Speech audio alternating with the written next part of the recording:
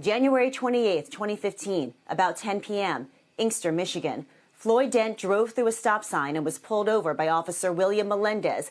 This is what happened when Dent opened his door.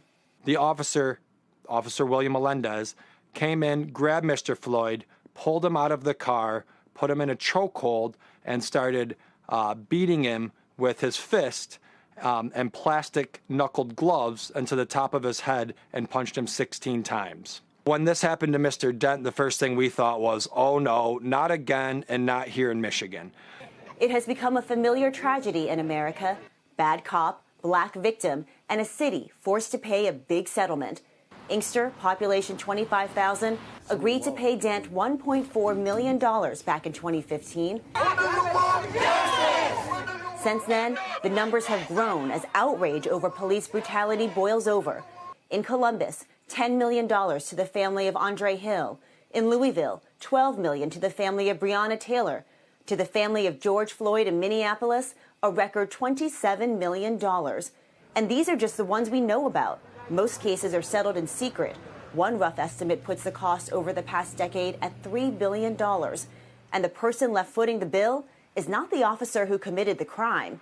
It's you, the taxpayer. If the public knew about it, they would probably insist on different behavior and different standards. They would be pressing their elected officials and their police chiefs to minimize the police misconduct in order to minimize the taxpayer burden. Now Washington wants answers.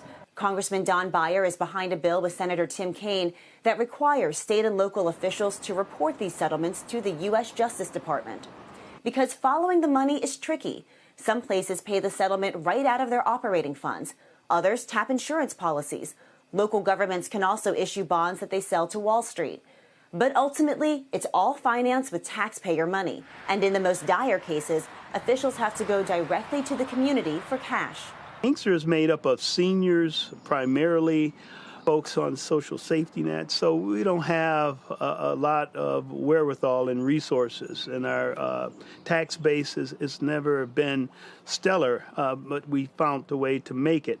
Hilliard Hampton Jr. was mayor of Inkster for 16 years. Hampton helped the city navigate the financial fallout of the Great Recession, and he thought Inkster was ready to turn the corner. Then he saw the video of Dent getting choked, tased, and punched in the head. I know what good policing looked like. I was just repulsed by what I saw. The settlement came together quickly, but the city had no money, no insurance, no way to finance the cost. The only option was to raise taxes, roughly $200 a person. It didn't go over well. There was protests, there was pushback, and rightfully so.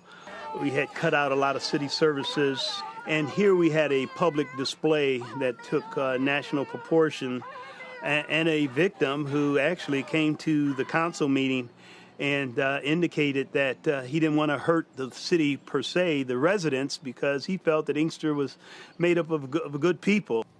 Dent attorney Nick Bennett remembers that moment clearly, too. It taught him empathy and forgiveness.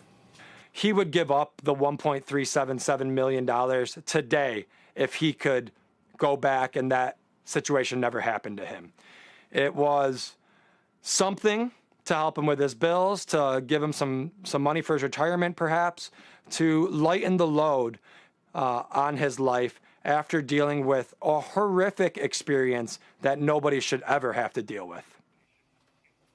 Dent did not want to be interviewed on camera for this story. Over the phone, he told me it brought back too many painful memories, and he wants to move forward. Shep, it's clear who to blame for what happened to him, but even after all these years, it's not clear who should pay. Ilan, thank you. Shepard Smith here. Thanks for watching CNBC on YouTube.